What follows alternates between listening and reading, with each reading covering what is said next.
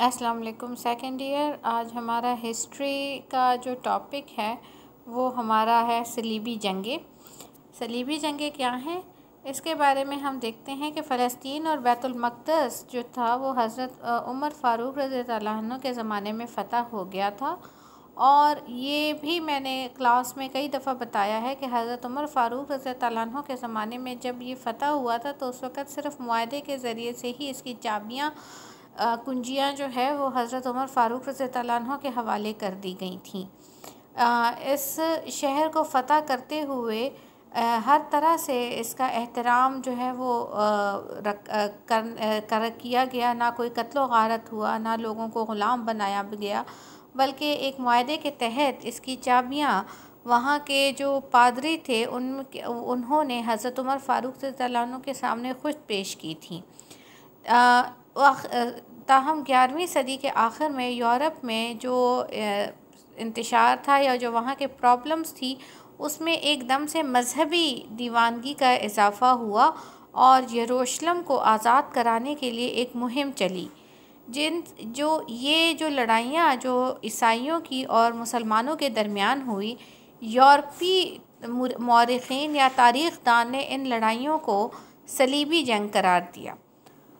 ताहम तारीख़ी नुक्ते नज़र से सिर्फ़ इन जंगों को सलीबी जंग करार दिया जाता है जो सलीब के नाम पर लड़ी गई, ये ईसाइयत के नाम पर लड़ी गई। ठीक है, इन जंगों का आगाज़ जो है वो 1095 ईस्वी में हुआ और ये तकरीबन 1290 ईस्वी तक ये जंगें जारी रहीं। यानी कि 100 साल से ज़्यादा का अरसा है, तकरीबन 200 साल तक का अरसा है जब तक ये जंगें जारी रहीं मुख्तलिफ़ अदवार में। और ये आपके सामने डिटेल भी आ रही है कि पहली सलीबी जंग कब हुई, दूसरी कब हुई, तीसरी कब हुई, चौथी, पाँचवीं, छठी, सातवीं, आठवीं और नवीं।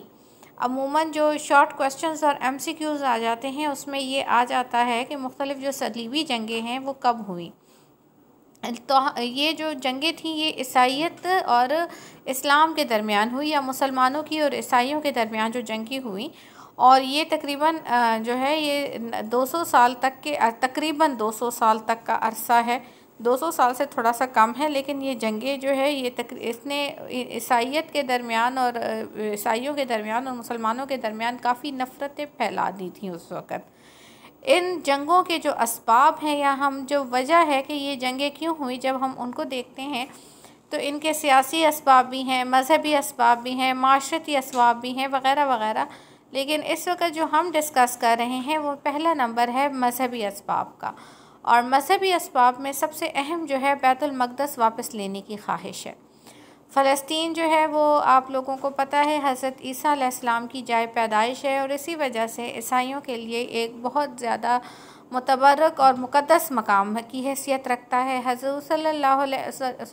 उमर फ़ारूक रज़ियल्लाहु अन्हु के ज़माने में जब ये इस्लामी सल्तनत का हिस्सा बनती हैं तो उस वक़्त भी ये जो है ये मुसलमानों के लिए बहुत मुक़द्दस था और ईसाइयों के लिए भी इसका एक जो है काफ़ी मुक़द्दस हैसियत रखता था।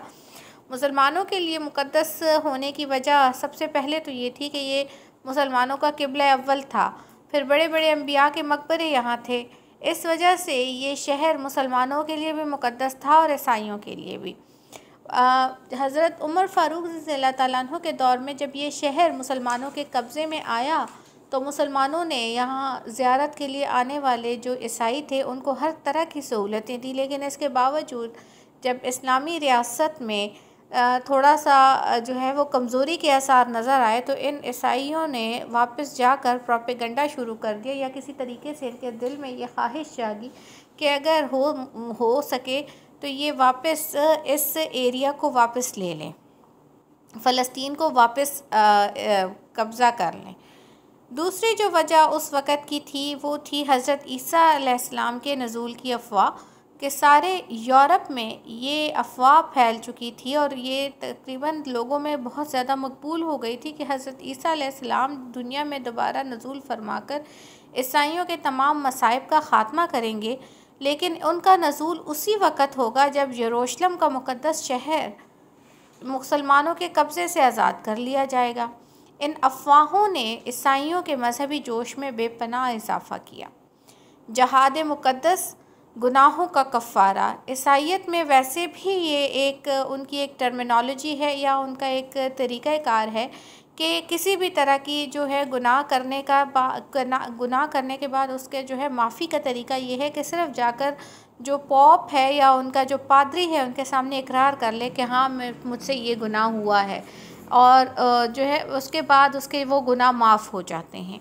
तो ये तो वैसे भी उनका एक अकीदा है। यहाँ पर इन्होंने ये था कि जो उनके रोमन ईसाई थे मज़हबी रहनुमा, उन्होंने लोगों में जो एक अकीदा मकबूल किया वो ये था कि कोई भी जो चाहे वो जितने भी गुनाह कर ले, जिस तरह का भी उससे जुर्म हुआ हो, अगर वो एक बार बैतुल मक़दस की ज़ियारत करके आए तो वो जन्नत का मुस्तहिक हो जाता है। चुनांचे इंतहाई बदकिरदार लोग भी ज़ायरीन की शक्ल में बैतुल मक़दस आना शुरू हुए और यहाँ अपनी हरकतों की वजह से यहाँ के लोगों को जब तंग करने लगे तो मुसलमान रियासतों को इन पर किसी हद तक कुछ पाबंदियाँ लगानी पड़ी। इन लोगों ने वापस जाकर मुसलमानों के ख़िलाफ़ प्रोपेगेंडा शुरू किया और मुसलमानों की मन घड़त ज़्यादतियों की कहानियाँ भी लोगों को सुनानी शुरू कर दी ताकि उनके मजहबी जज्बात को उभार सके। मशरक़ी और मगरबी कलीसाओं के दरमियान रक़ाबत। कलीसा ये इनकी जो इबादत की जगह है उनको कहते हैं, ये गिरजा और कलीसा। तो बहरहाल ईसाई दुनिया जो थी उस वक़्त दो हिस्सों में तकसीम थी। इनका एक हिस्से का ताल्लुक़ यूरोप से था जिसका मरकज़ रोम था। रोमन कैथोलिक चर्च आज भी बहुत ज़्यादा मशहूर है और ये दुनिया में बड़े बड़े जो ईसाई ख़ानदान हैं उनका रोमन कैथोलिक चर्च को वो बहुत ज़्यादा मुक़द्दस हैसियत देते हैं। दूसरा जो उनका मरकज़ था वो कस्तंतुनिया जो आजकल का इस्तांबुल है, ये उनका मरकज़ था और ये मशरक़ी कलीसा के नाम से मशहूर थी।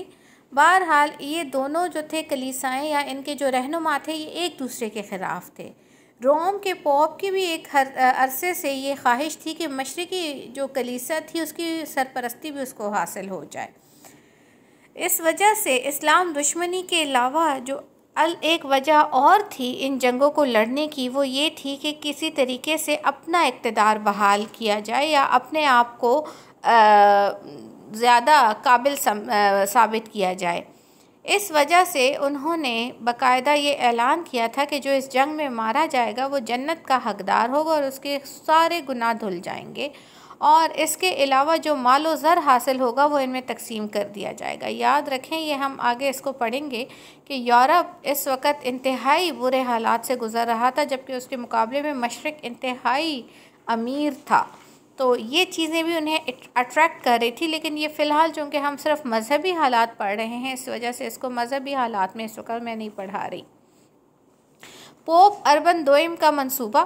पोप अर्बन जो था दोइम या सानी, ये मगरबी यूरोप के कलीसा का सरबराह था, लेकिन इसके बावजूद यूरोप के हुक्मरानों में इसका वक़ार कम हो चुका था और अपनी साख बहाल करने के लिए इसने ईसाइयों में मजहबी जुनून फैलाना शुरू कर दिया।